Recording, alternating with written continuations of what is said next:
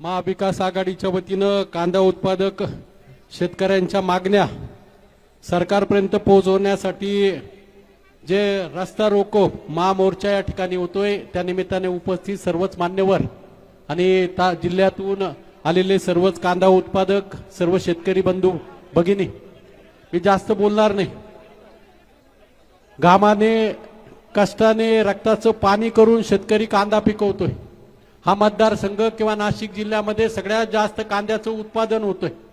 परंतु हा जो उन्हाळ कांदा आज जर बघितला तर मातीमोल कवडीमोल किमतीने विकला जातोय आणि म्हणून शेतकऱ्यांचा उद्रेक 18 मेला झाला आणि आज 26 मेला आज होतोय. सरकार सांगते एका बाजूला 1235 रुपयांनी आम्ही कांदा खरेदी करतो, कालच त्यांनी फतवा काढला की 1580 रुपयांनी खरेदी करतो. पण प्रत्यक्षात किती कांदा खरेदी होणार आहे महाराष्ट्रामधून?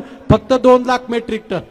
आणि महाराष्ट्रामध्ये कांद्याचं उत्पादन यावर्षी 170 लाख मेट्रिक टन होणार आहे 25-26 या वर्षामध्ये.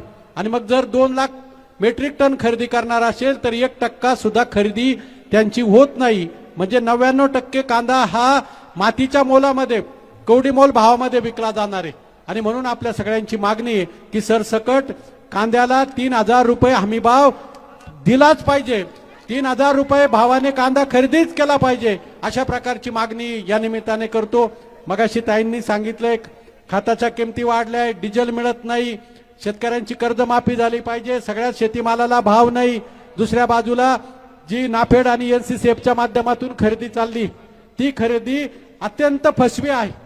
त्यांचे जे दलाल आहे त्या दलालांना पैसे कमावण्यासाठी दिलेलं हे साधन आहे आणि म्हणून ती खरेदी मार्केट कमिटीमधूनच झाली पाहिजे, अशा प्रकारची मागणी मी या निमित्ताने करतो.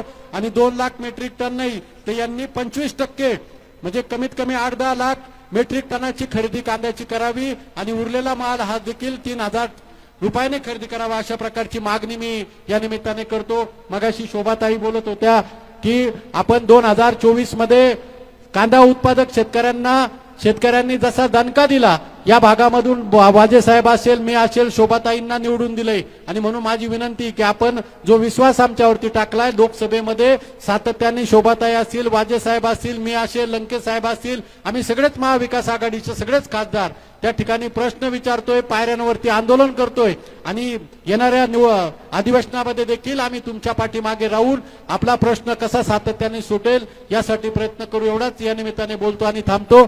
जय हिंद, जय महाराष्ट्र.